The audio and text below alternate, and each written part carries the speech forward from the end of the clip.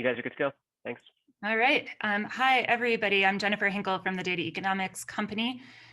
Welcome to the Data Economics Festival. If you're just tuning in to the first session of the day, we appreciate you being here. We have more than 20 sessions lined up across this week with great content. We also have on Wednesday and Thursday some fun happy hour activities, including cocktail mixology and a sing-along. So I know WINSHIP and KEAN are already jotting down what songs they're going to be singing along with Thursday, right? So anyway, thank you all for being here. This is really exciting. ARKA and I have been talking about wanting to do this session for a while, and I'll let everybody introduce themselves. But just to preface, you know, when we started researching the field of data economics, I think now more than 3 years ago, we realized that there are many people interested in this topic and approaching it from different angles. So data economics is not really its own scientific or academic field yet.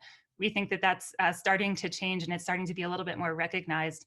But in the meantime, there are aspects of economics, computer science, mathematics, social sciences, philosophy that all tie into this subject. So we thought it was important tonight to bring together a very cross-disciplinary group of researchers and experts to talk a bit more about what we think about data economics, about value, outcomes, digital data, and what implications this has for science and for the kinds of applications where we're thinking this technology can go. So with that, I will allow each of our panelists to introduce themselves. And so what I'm going to ask you each to do is to say a brief intro and then maybe just speak for a minute or two about your work, how it relates to this field, and what you think the most interesting themes are to explore as we get into the science of data economics.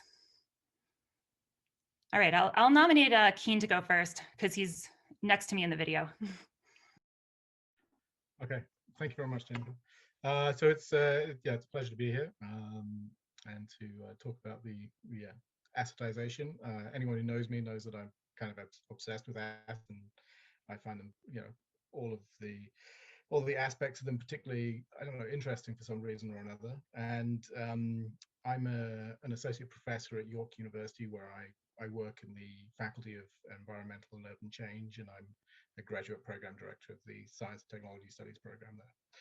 I've also just got a book out, co-edited book out called Assetization, Turning Things into Assets in Technoscientific Capitalism. And it's an open access book. You can download it from MIT Press website, free. And there's all sorts of different chapters on different kinds of assets, and the different processes involved in turning things into assets.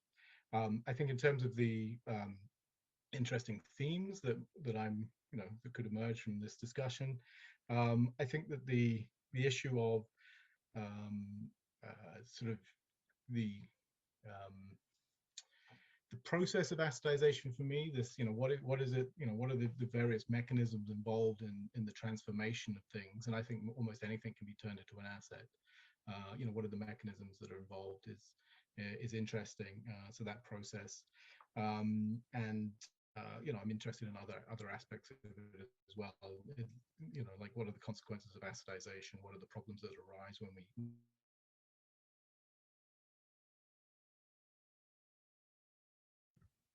more? Right. Yeah. Oh, you froze for us for a second, KEAN, but you're back. Okay, sorry. Did you catch the end bit or not? We heard the consequences, and Okay. in the last little bit, if you could repeat, that would be great, if there was more. Sure. So just, yeah, sure. So consequences, especially the kind of future-oriented aspects of understanding of an asset, what assets are, and the kind of that characteristics of them. All right, thank you very much. Let's go to WINSHIP VARNER next, please. WINSHIP, thanks for being here today. Thank you, Jennifer. Yeah, so my name is WINSHIP VARNER. I am an assistant professor at Sierra Nevada University. And I work in teacher education, but my actual interests are, and my degree is in philosophy. And so I have a lot of interest questions that you know, data economics sort of raises, because I see it as a fruitful opportunity to explore ways in which data can be used as an asset, as a way of planning, as a way of valuation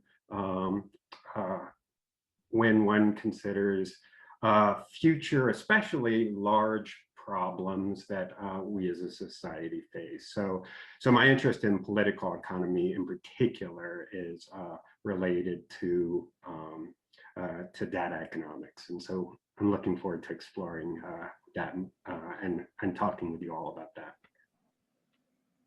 Thanks so much. ARKA, would you like to go next? Yeah, hi, Jen, happy to.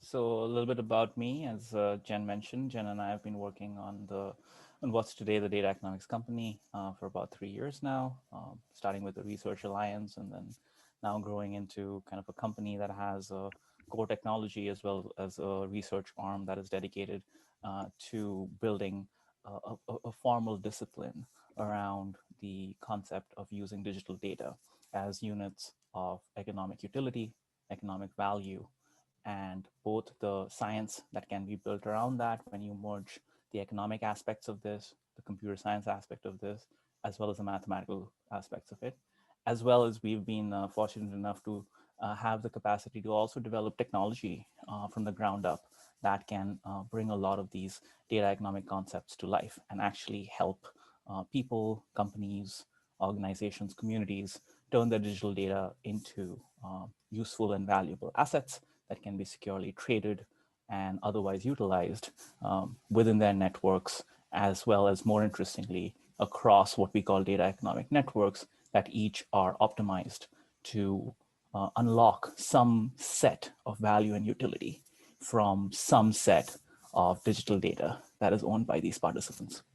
And Jennifer, as you know, you and I have been working for a little while on not just formalizing the discipline, but also figuring out how to fit in some of the existing frameworks that we see, whether it's with cryptocurrencies or utility tokens, NFTs more recently, or more traditionally with even things like credit card miles and loyalty cards. For us, everything is a data economic operating system. And what becomes more and more interesting, in addition to obviously the many applications of our data economic science and technology that we are finding, what becomes more and more interesting is, as WINSHIP mentioned and then KEAN mentioned before him, some of the more interesting philosophical and economic implications of starting to use digital data as the units of utility and value, and being able to express not just scarcity, which is interesting, but actual utility, actual value in terms of digital data. And what are their broader implications when we, especially when we move from this idea of having essentially, at least all of us, and basically the generations that are alive today have grown up in economies mostly where there has been a central source of scarcity that has been injected into the economy, whether it is some sort of traditionally gold coins or gold-backed currency, going back further, things like puka shells, or more recently cryptocurrencies and so on. There's always been a central authority that has been responsible for issuing, managing, and regulating the generation and utilization of the scarce tokens, whether it's gold coins, currency, etc., to measure the value of other items. And inherently, those tokens then become extremely valuable, specifically because of their utility to measure the value of other items. So what's fascinating to me is this fundamental reversal that can happen in the way that economies operate, where instead of looking at how can we maximize our share of this scarce pool of value that's injected into the economy as currency or whatever, and then trying to prove that the goods, services, labor that we are generating has a sort, maximizing the amount of that scarcity that we can bring to ourselves in exchange for the goods, services, labor that we are generating, moving from that to actually focusing on not just generating great goods, services, and labors, but also generating the data-backed tokens that can then actually serve as these units of value within the economy. So it's a fundamental reversal where the scarcity is not coming from an external entity injecting these tokens in the economy and saying, hey, this is what represents value, but instead it becoming almost an additional output of labor that the economic participants are putting in to prove that they have been able to generate such value, to capture that proof as outcomes, and then to be able to express the value and utility of such outcome to other economic participants. And that reversal, I think, is not something that we have seen at scale, at least, in recent economic times, which is fascinating to me. Thanks so much. So we also have ARNAB with us. I think, ARNAB, are you with us? You're not on the video, but yes, Jennifer. Thank you. I'm there. No, actually, my machine doesn't support virtual background, so it requires an Intel processor. I have an AMD A8. All right, sounds good, but we can hear you loud and clear. So please go ahead, introduce yourself to the group, and give us a few of your thoughts, please, to start. Okay, Jennifer, many thanks. I am a graduate student at Ashoka University. It's in India, and I also work independently and do my research apart from my institutional affiliations. And what matters to me most about this festival is the historical value of data and information, and also how this parallels how this historical evolution it has been as it has hugely accelerated in the late 20th and early 21st century. But it's not just that, it has stakes for a lot of things on what we view as data, like data or information as such. Like when data is the literal meaning is the thing as it is given, but for information to be encoded or archived as data, or perhaps folded in a variety of ways in systems and in systems and transmitting, like through transmitting devices and networks. That part interests me insofar I find it fascinating that such issues as we view them are already a part of the universe we inhabit. The universe itself is information. We ourselves are in information as encoded in our DNA ladder. So, and we are folded and into conscious systems, while there are the entirety of nature and the universe is a vast, it might be said as a sort of ecosystem that is based on data, that is like made up of information. And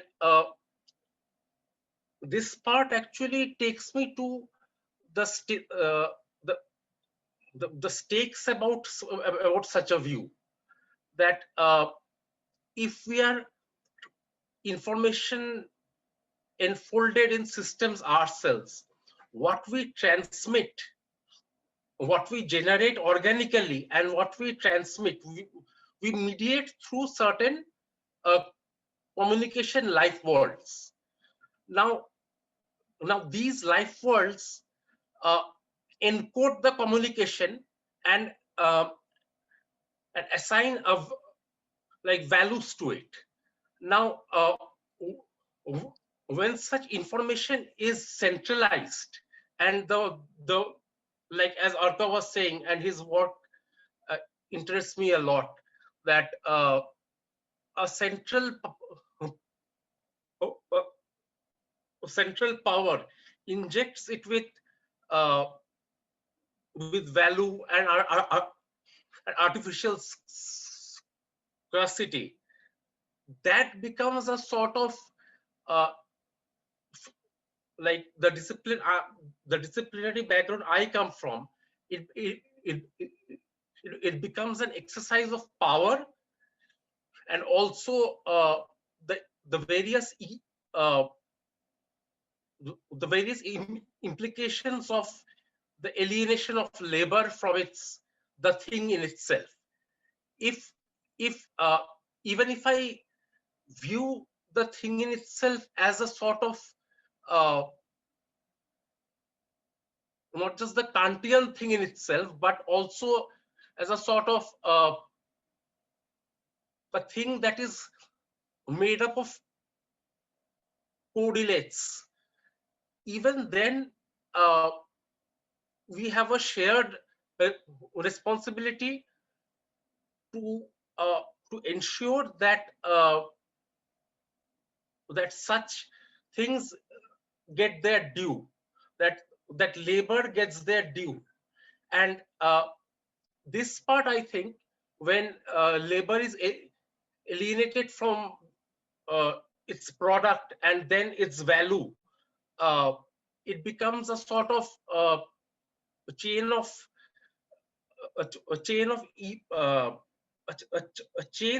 that results in the accumulation of that value for some, rather than the dissemination of that value within society or within the producer, the laborer of that data, with the kind of stakes a database economy would have. I think the potentials are tremendous, and the producer himself or herself or that person would become the generator and be no longer alienated from the value of his or her or that person's product. So and what implications this has for like technological development, that is something that I leave to my distinguished co-participants. Thank you. Thank you, Arnab. I really appreciate that. So as you're talking, I'm thinking to myself, all right, we're going to go right to that point where we talk about if data is being assetized, if what we are generating when we generate data is a virtual marker of our labor and of the meaningful outcomes we're trying to achieve, whether those outcomes are things that we achieve on our own or with a group of other people, who owns, I guess, the means of production of that asset is the assetization process and the machinery of that, whether physical or virtual. I mean, in most cases, we're talking about essentially either financial processes or software or things that are not necessarily, you know, in the physical world, but more in the digital virtual world. Who controls that? You know, what are the implications of these processes existing? Which I think is something that KEAN can definitely speak to. I think who controls those processes, who controls them now, and who might control them in the future. I mean, should is a tricky word, but and I think WINSHIP's going to have a lot to say here as well from the political economy type perspective. I don't know. So I think there are a lot of places we could take the conversation. ARKA, do you want to maybe? Who would you like to go to first? Should we go to KEAN on the assetization, or do you want to jump in with a thought? Let's go to KEAN on assetization. I think that would be great. Okay, sure. Yeah, so there's lots of interesting comments people are making. I think that one of the things that my starting points when I think about these things is I go back to a kind of accounting definition of an asset.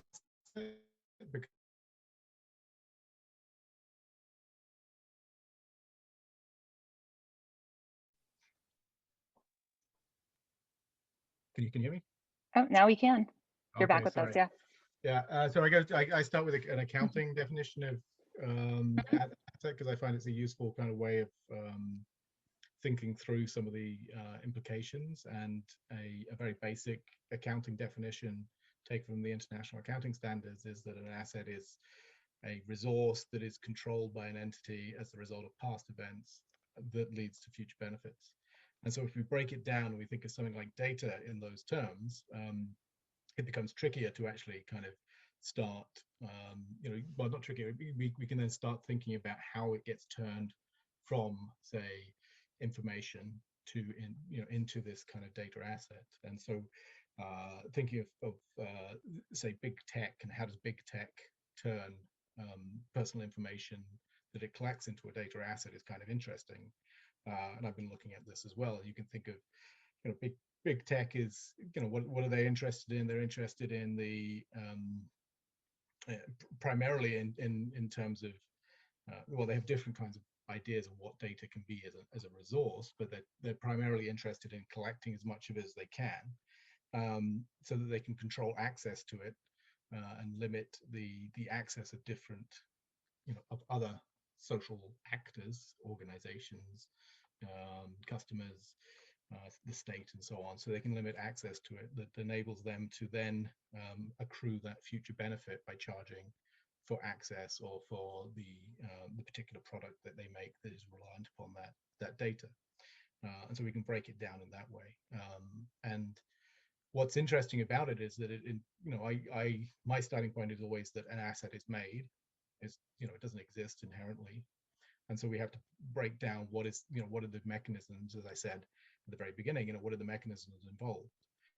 And so if we take, the kind of user data that big tech collects, we can break it down and think of, they collect it through particular kinds of mechanisms, in particular, contractual arrangements, informed consent, terms and conditions, privacy policy, all these sorts of things that we click, I agree, yes, and we just do it automatically because we don't have any choice.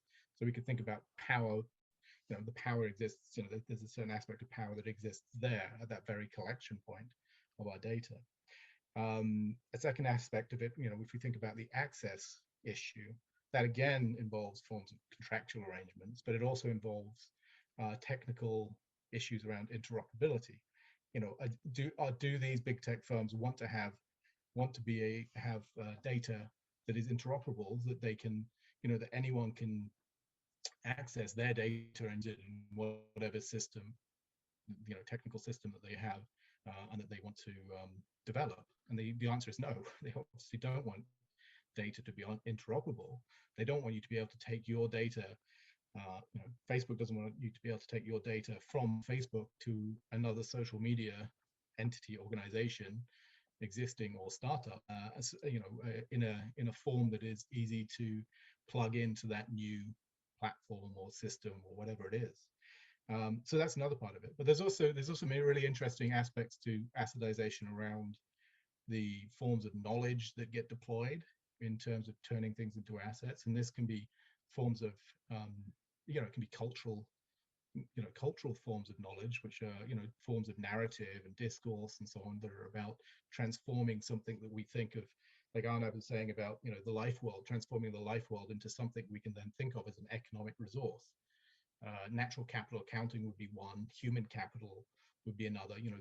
These are narratives that are transforming the world into something we can understand as an economic resource. And these help, then you also have the other kinds of economic knowledge that gets deployed that helps, helps us in, or helps certain organizations in calculating the value of, this data, and it might be forms of discounting, accounting, the accounting knowledge around discounting the future value of these things in order to be able to then put a price on the number of users you have, or the amount of user engagement you have, or the amount of times that someone clicks on something, and so on. And you can start calculating then the future value of these things. And so I'm in a field called science and technology studies, and there's this very popular notion of co-production in the field, where you have one thing and another thing. They might seem very dissimilar. We can't really tell the causation between them, and we talk about them being co-produced with one another. We can think of that here when you have the usefulness of data versus its valuation. They're co-produced with one another as you through this process of assetization. Thank you. That's so as we think about this, the assetization process and turning data into products, ARKA, I know you have many thoughts about this, and we've also talked about what the implications could be. I think going back to that accounting idea is a really interesting one, because we've talked about where data sits in kind of the accounting world, and it sits as an intangible in accounting procedures. It's not seen as something that you can tangibly value. I don't know that I would agree with that, but then, I'm just an economist, not an accountant. So, what do I know? But that is very interesting to me. I also, WINSHIP, would love to get your opinion on this. As we think about data becoming products, how should we think about doing that in a distributed fashion or an equitable fashion? I think one of the things that ARNAB also pointed to is like the potential in this area for value to accrue to only a few. I think that's a little bit of what we're seeing now. Obviously, obvious maybe to those who follow the tech industry, you see Google, Facebook, companies that are essentially vacuuming up huge amounts of personal data about you, and then they're using that for a large financial purpose. I come from the healthcare world. I think we're seeing that in companies that whether it's your health record, whether it might be, and we have another panel coming up on this later this week, but talking about some of the health data sources, whether that's the results of your COVID test, or it is the images of an X-ray you got, or a diagnostic test you received. Really, who should have the rights to create a product out of that data? If we take it as an assumption we've now established, we can assetize data, we can make a product out of it. Where does the ownership of those results lie, WINSHIP, in your mind? And are there things that we can do to make sure that this doesn't become exploitative of people in the future? Yeah, that's a great question. It is one of my sort of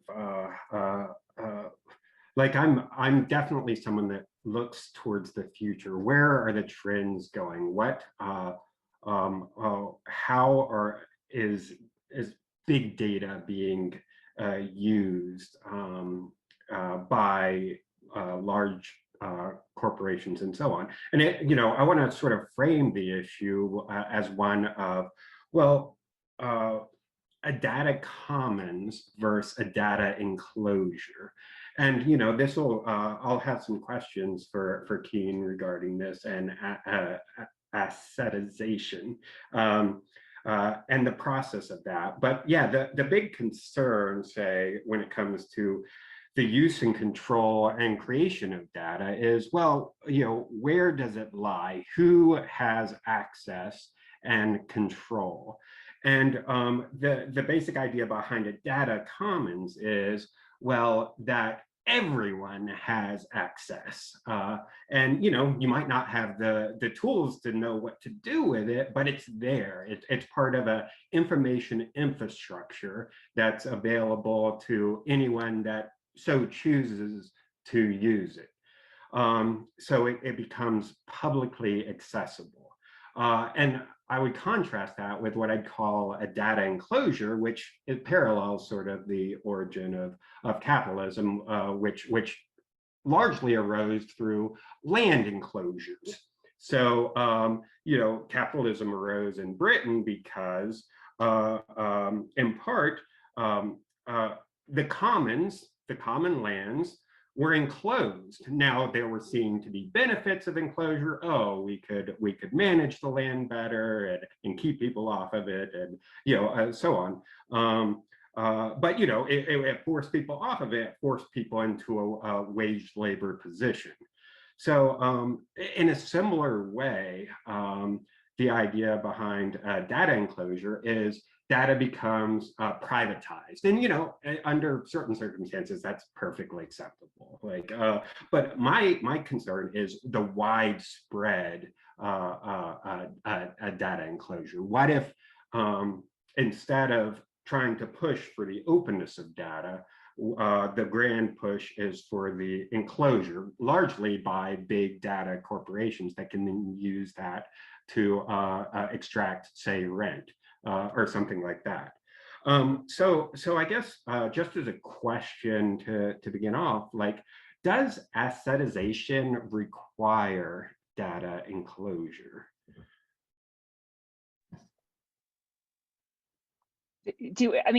Okay, I'm not the assetization expert, but I think actually assetization could enable, and Keen, tell me if you think I'm wrong here. I'd be happy to hear a countervailing point of view. I think it could actually enable something that is a sort of medium where the data, if the data is private, it can remain private, or at least under the control of maybe the data generator or the generator plus others who input to the data asset. And so I'm thinking about, if several people's data together creates a result, maybe they all have a view to, and that result is assetized or productized, maybe they all have a view to that.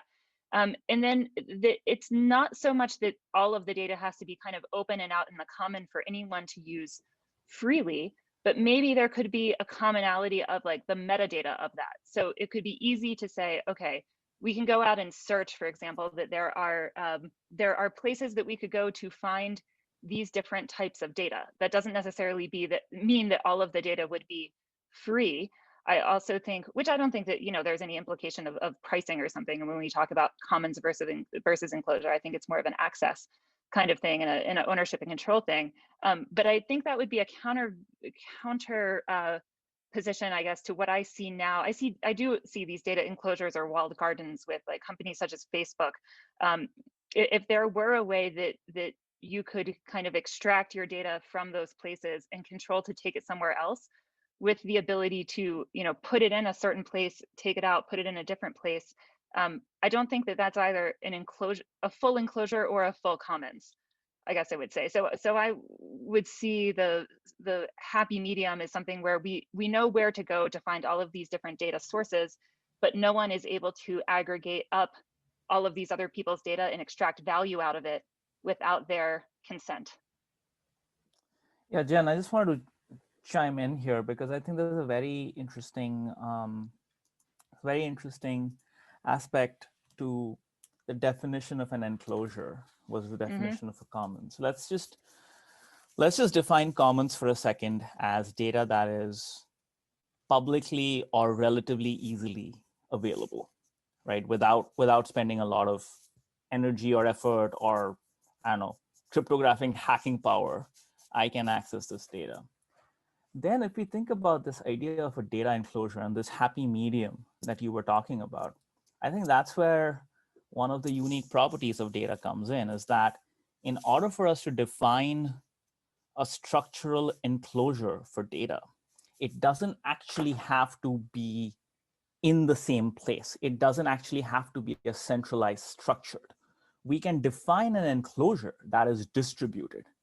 So if, let's say, the people on this particular panel decided to create a data enclosure, it would be completely valid for us to say, yeah, here is a centralized storage server, whatever you want to call it, where the data exists, and we all kind of deal with it. Your client, your classic client server model, or you can go the other way, which is your classic peer-to-peer model, where you say that we all are going to basically be nodes in what creates an overall enclosure, which is, in our language, Jennifer, we call it a data economic network. Yeah. But in that case, what we are doing is we are I mean, you're seeing enclosure as protective. I think you can see enclosure as something that's like protective and helps you manage versus enclosure as something that is like trapping and sequestering that value from the rest of the world. Exactly. It's a boundary, right? It's a boundary for your information. It's a boundary for your data, right? And at the end of the day, I think there is a very valid point to be made is that there are different classes of data, different features of data that just due to their inherent nature cannot be made publicly available, right? Health data, financial data, you name it.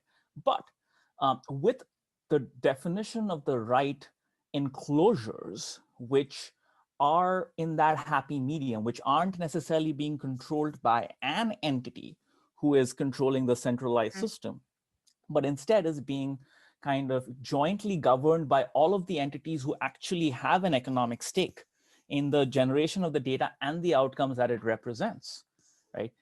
In that case, I think that we start approaching that happy medium where like, it's like, so it's a collective or a union kind of exactly. So it's okay. like it's a spectrum of how much between the commons end and the and the completely centralized and closed end you are. And then to take it one step further, it's also the concept of then how do you get these enclosures to talk to each other, right? In a way where people who are part of these distributed enclosures then not only have the ability to talk to each other, but also to understand, okay, this is our data domain, or what we call a data economic frame of reference. That is like another set of data domain. We don't completely understand that data domain or the value it represents as well as we do ours, but we have a common language. We have a translation system that can help us understand the aspects of their data that we need to understand to extract utility and value, and vice versa. And then you've created essentially a connection between these two domains, a connection between these two networks. And then you can obviously iteratively scale that as much as you want. So that is an approach, I guess, to what you were saying and what WINSHIP, the happy medium between the commons and the enclosure model.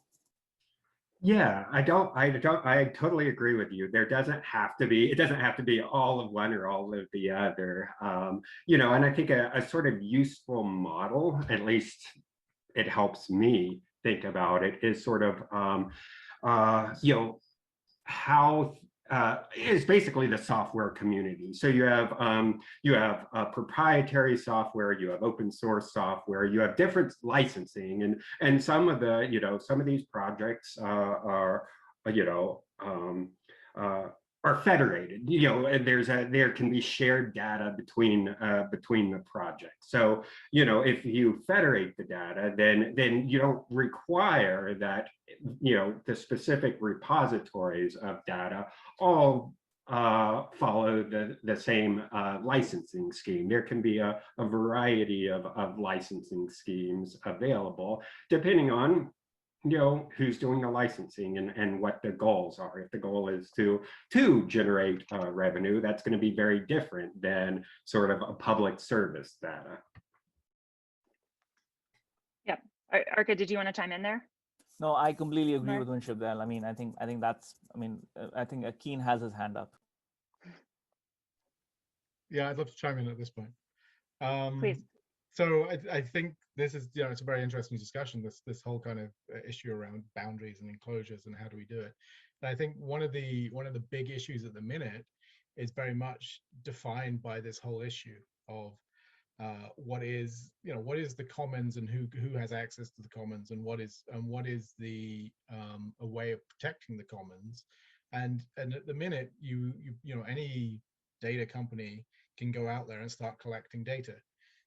And they do it through, as they said, those contractual arrangements, which we all click on and we all ignore and so on. And you just have, this massification of data collection, right? And that's part of the problem, because there's nothing stopping companies doing that. And so in some senses, having an enclosure of personal data is a way of securing people's data, and you can do it as the discussion is, as people have mentioned in the discussion, there are different ways of doing it. The different ways of governing that, and data trusts is one kind of boundary, I guess. There are people who talk about data communes.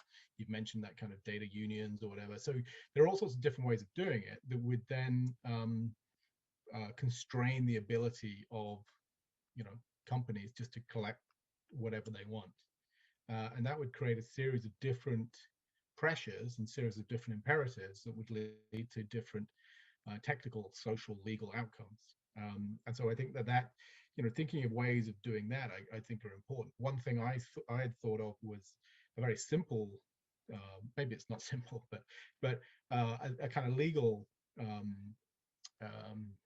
sort of option would be to require firms collecting data to create modular contractual arrangements where you can simply remove the right of them to collect your data, and that's one of the articles of their terms and conditions, and they have to allow you to remove that article from any terms and conditions they get you to sign. And so you could literally just remove their ability to collect your data and remove the ability of third parties to collect your data. And that would be one, but that's very individualized, and that's one of the problems with this, is that if you individualize it, you make it a privacy issue, then it becomes it's all up to the knowledge of the individual who's undertaking various activities. And so actually finding a collective way of organizing it would be better in a kind of, I guess, a social sense, or at least that's the way I perceive it. And that's so hence data trust, data communes, data unions, whatever it is you want, would make some sense here. So the other thing I was going to say is also around the whole kind of issue of what is it we're talking about, and so again, looking at data and trying to think through how do you assetize data. It's really interesting because, as I said, it's essentially anyone can collect data, and so there are no property rights to data. There's no, at least de jure property rights to data, or de jure ownership claims to it. It's all de facto. So it's essentially what you're able to collect and store and keep and stop other people accessing. And so it is very much about, I like to think of them as enclaves rather than necessarily enclosures. It's about, you join my enclave, you can access the data, and you can, through the, whatever interoperability, technical and legal interoperability mechanisms there are. So Facebook allows people to access its social graph, and a company then can, you can have a business through that. But Facebook sets the rules and sets the rules of the game that you then have to obey. And you don't, if you become a potential competitor, the threat is always that they will withdraw access and your company will crumble. So so I like that. So an enclave for me is a more interesting way of thinking about it rather than an enclosure, because people want access to those enclaves, because that's what gives them the scalability using the data that these big companies have, that enables them to grow their company, and they become dependent upon it. Yeah. Yeah. And KEAN, I think to me, that's really interesting, thinking about that model, and just thinking about the value of data and how these big companies are able to kind of be the gatekeepers to maybe startups, maybe other entities that want to have access to that data. And it's just funny to me, because I think these companies, the big tech companies, talk out of both sides of their mouth, because sometimes you talk to them and they say, oh, all of this data is just exhaust. This is just incidental stuff that just gets picked up by virtue of what people are doing, and so there's no need for us to tell you what it is or why we collected it or anything. It's just kind of like, this is completely irrelevant. And then on the other side, they're going to say like, oh no, my company is valued at X billion dollars, and why? Because the data.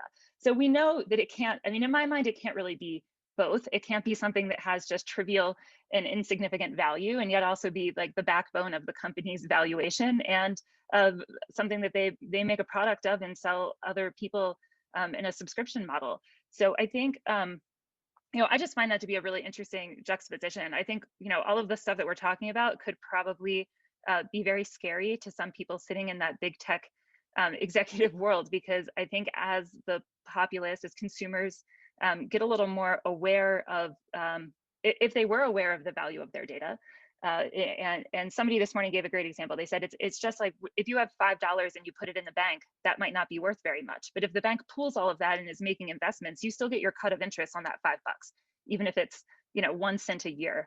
And I think I would be very interested to think about data in that same manner when it comes to value, when it comes to this idea of like the pooling together, whether that's through like this union model or the kind of like data trust model. I don't know, do you, ARKA or WINSHIP, is this kind of thinking really threatening to big tech, or are they just going to be able to adjust and keep their business model the same?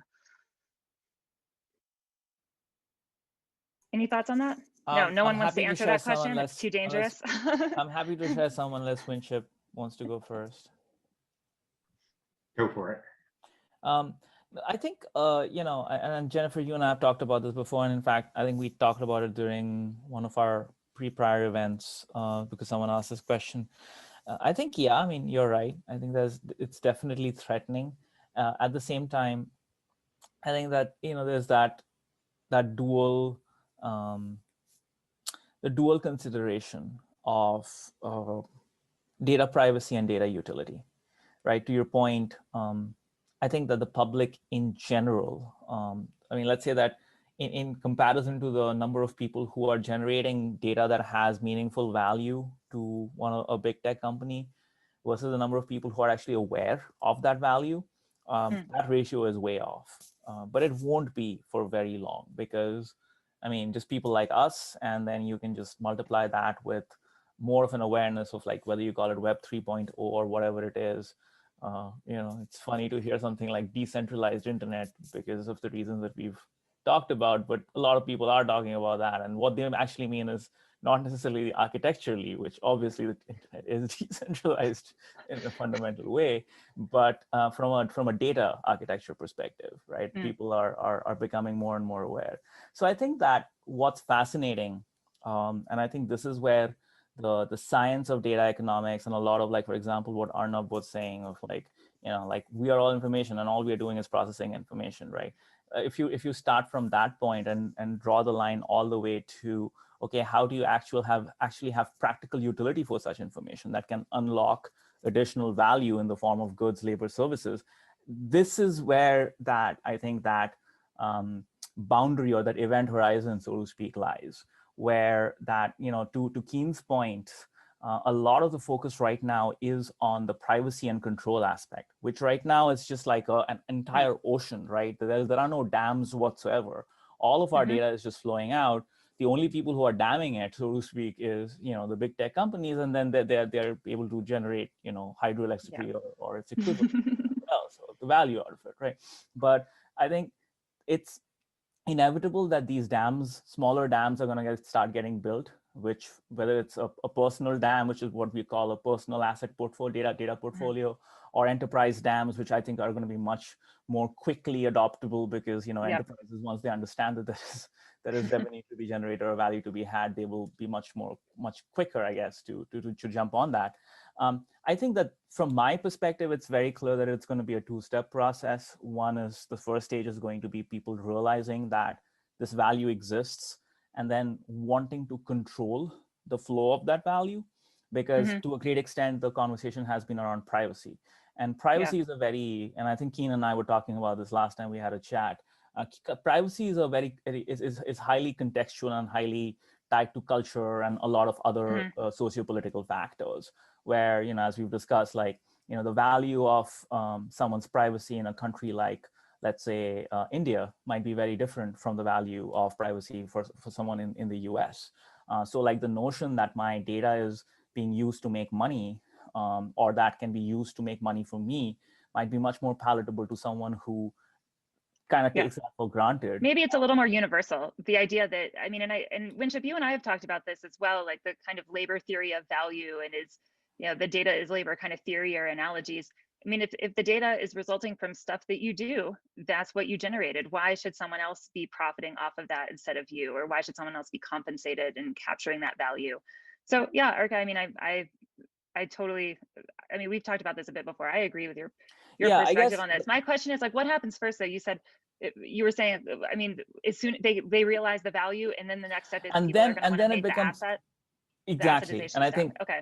sorry, I didn't mean to speak over you, but No, go ahead. that is literally what I was going to say is, and then everything that KEAN is saying and that WINSHIP is saying that we're talking about becomes interesting, which is, okay, now how can I start looking at my data, not as just something that has to be protected, but that's something that is something that's an alternate source of wealth and value for me. And I think, Jennifer, this is a question. I have like one question for each of you, I guess. We have. Oh, please go ahead. Sorry, I'm monopolizing the questions. Please go ahead. No. I mean, Actually, I know it's we're not at running all, up on because time, but I guess my go for question it. for you, very related to this, I guess it's for KEAN and for you. The question for KEAN that I had is where does he see this boundary between privacy concerns and the desire to actually have a share of that value, as we think about data as kind of being an alternate portfolio of wealth? And then, Jennifer, related question for you is, as we think about this new type of market, right? The market that is not necessarily valuing things only based on a single centralized, marker or token of value, but a market that is open to recognizing these different types of data-backed assets or data assets as markers of value. How do you see kind of economic theory or market theory developing to accommodate these network of more modular markets? And, given some of the conversations we've had around like Graeber's debt, capitalism versus capital, how do you see this potentially bringing some of those visions to life? Yeah, I mean, I'll give you my really short answer and then hand it off to KEAN, which is, I think data is a different thing. Digital data is a different thing that we haven't tried to account for in economics. We've tried to shoehorn it into a bunch of different paradigms, none of which really work. And it's kind of fascinating. Look, digital data is kind of new. So we've tried to make it look like a lot of different things, and then none of those really fit. So I think we're just at the beginning of defining what the paradigm is and how this should be classified, whether in economics and accounting and finance, across all of those fields. And I think that goes hand in hand with like the technologies that like encapsulate or enable or assetize data. I don't think that you can necessarily pull those pieces apart. Got it. Yeah. Yeah. So in answer to your question, Arka, I think that there's some interesting. There's a really interesting issue here, which I think is to do with different social actors have fundamentally different takes, I guess, on personal data, in my view. So if you look at, you look at public debates, political debates, it's a lot of it's focused on privacy, data protection. But if you look at, say, what big tech are concerned with, they're not really, these aren't big issues, or haven't been big issues until 2018. So so some research that I've done recently with some colleagues, we looked at the earnings calls of the big tech five, right, over a 10-year period from basically 2010 to 2019.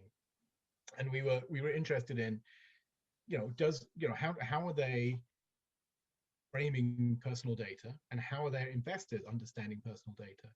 And we did a quantitative kind of word search of these, it's a lot of these investor earnings calls. So you have 4 a year over, every year for whatever 10 years, and personal data just didn't come up.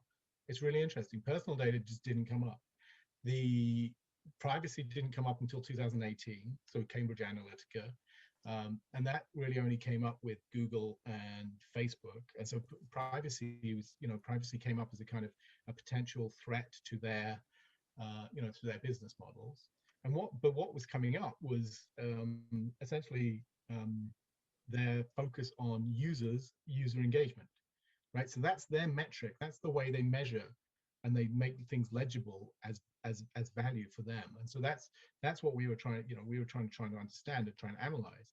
And so that's really where when you talk about that, what's the boundary between privacy and the share of value? I think it's very difficult to consider the boundary when you have very fundamentally different perceptions of what's going on. So I think you need to get at a sense in which, like someone had said, I can't remember, sorry, who said it, but value is, it's a kind of relational collective thing. especially with data and especially with you know, the burgeoning AI algorithmic kind of, you know, technologies and so on. You know, the value here is collective. It's about inferential understandings of human actions and choices, and you can't do that with single data points. You know, it's always in relation to other people, and so the more that you have, the larger your data set and the number of people involved, the better your inferential analysis is, and the more valuable it is. And so it is inherently a, data here is inherently a collective, yeah, a collective value, and therefore a collective, you know, we need to have a collective valuation of it. Well, that would be my way of understanding it. That's very insightful, Keen. Thank you, Jennifer. I wanna hand back to you, obviously, but I did have a question for Arnab also, but No, I please know go that ahead. you might not have one for him too. No, you can go first. Well, actually, it's actually related to what Keen said at the end, so it was a really nice segue. But you know, Jennifer, you and I have talked. You know, we actually wrote a paper that we haven't published yet, like the Magicians, We're All Magicians paper. That was very much based on the beginnings of something that Arno brought up, which is this idea of, you know, the fact that pretty much everything in the universe can be modeled as data. And Jennifer, you know, we had a thought of like physical data, virtual data, Yeah. and essentially this boundary between the two that we are now finding. But you know, Arnab, what I wanted to bring up was, you know, if you start thinking about sources of scarcity in an economy, right, and go back to what you brought up and what I touched upon in the beginning. One of the very interesting things that Jennifer and I have come across, and then what Keen said there at the end, which is, you know, the quality of the data. And let's assume here for a second we are talking about data that is being generated as a result of valuable activity in the world, right? That the data represents that there is actually something valuable happening that has required expenditure of energy on the behalf of certain set of entities, right? Let's at least make that assumption as far as what the data means in this particular context in order for it to have value. In that case, there is a very fascinating model that we can start looking at, which is if you just model everything as information, and in, you know, my world, that's kind of like ones and zeros. So you can take pretty much anything and create a digital representation of it, and then have basically these machines that are also digital machines tell you how to interpret it, and, you know, have meaning and all of that in it. But at the end of the day, if you think about capturing sources of scarcity and then using it for utility, you have this notion of the fact that at the end of the day, if everything is just information and ones and zeros, then all we are doing with our consciousness, so to speak, or the quote unquote time that we have consciousness for, is actually a net amount of energy being spent to transform data from one form to the other. So whether that is physical data to the virtual, so I take a piece of paper and I tear it up, I've created a transformation in this information. Now I read this book, or I'm having this conversation, and I'm communicating this information to you through electrical and sound waves and all those things. And now I'm creating virtual information within your consciousness, as well as, you know, as Keen writes something down, he's creating physical information. So if you think about it, pretty much all of human activity, and not just human activity, all of conscious activity can be boiled down to the transformation of energy by biological agents that can very fundamentally be represented as the transformation of data, digital data from one form to the other. So then if we take that one step further and start capturing that as units of packages that can be traded, then we are injecting essentially the very fundamental scarcity that we have in the universe, which is the amount of energy that's available to us to consciously spend transforming data. Anyway, I just wanted to throw that out at Arnab to get his idea, because, you know, we really haven't talked about this concept before, but what he said sounded extremely similar to this kind of very fundamental theory of data economics, Jen, that we eventually want to like get into and actually publish around. Yeah, absolutely. Absolutely, Orko. Like you said the whole thing so wonderfully. I wouldn't have like chose words myself better. I was thinking on how from the disciplinary backgrounds I come from, data has always been used to represent, like representation, and that too virtually. Virtually in the sense not necessarily as a like digital medium, but when say literary authors or philosophers, they write texts, they they they, they imbue it with some meaning that has been translated from their consciousness, either that relates to their real world experiences, and then like translating it into like representations, or it might be a combination of their imagination and the experiences like together. So at what, as Orko also like previously said, that we are all nodes in a huge open ecosystem in which we are always transmuting data into various forms, like representing them, storing them, like capturing them, storing them, then representing, then mediating. Then it's a I would like to cite the French philosopher Gilles Deleuze. His theory of nodes and how nodes resonate with each other across space and time. That strikes to me very interesting, because not just in the digital world, in the real world also, when a writer or a scientist, that person takes up the ideas from before, from past ages, past scientists, and mediates it by transforming it in numerous ways. That is resonance between two nodes. And this when one consciousness in space-time captures another back in time and reprocesses it and mediates it, that I think is very interesting, because there is no particular enclosure or as WINSHIP's like brilliant ideas were about enclosure and commons, that we don't see it happening in case of such nodes, because that is more of an inspiration. We say it's inspiration, but then what is inspiration? All original scientists and writers, philosophers, they steal. That is steal in the sense that not necessarily it's being stolen, it is inspired in some way or the other. So there is no, as the Argentine writer Jorge Luis Borges, his stories, his fiction actually so beautifully demonstrates that there is no originality. The originality is ultimately in the mind of God. If there is one such like central agency like primum mobile in the universe, then that originality is in the mind of God. And apart from that, it's all just reprocessing and reproducing.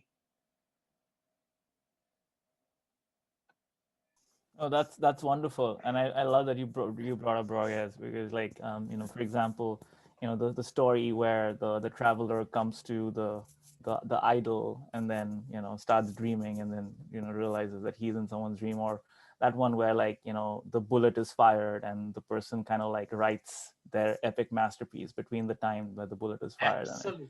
Yeah, it's there's a lot that can be parsed out of there, as what you're saying. So yeah, thank you. That was a wonderful response. Jennifer, I'll hand back to you. I know we're kind of over time at this point, so I'll let you lead us from here as you see. We have, I mean, this was just so much fun and really a fantastic chat. I feel like all of us could reconvene and continue to have these chats on an ongoing basis. So what I'll say, and to those who are still on the line, listening. Thanks for hanging with us. I think, ARKA, this is a time as any to let people know that, you know, the response to this festival has been fantastic. We've had so much outreach as we started to put stuff out there. We've had folks reaching out who are also other academics who didn't have a chance to join us today, but we'd like to include them in some future events. So pretty much all spring and summer, we're going to be putting together a program to have some additional webinars, maybe some workshops.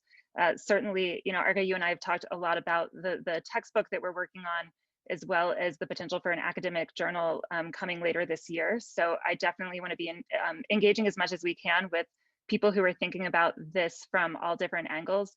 I love the cross-sector, kind of cross-discipline chat that we've had here today. And I think this would be welcomed by a lot of people. It's always like a breath of fresh air to get out of your own little academic silo or area of research and have your ideas challenged and tested and added to by all of these other people. So now, you know, as I sign off today, I'm going to be thinking about all of the data that's been transformed by me listening to all of you and the notes that I wrote down.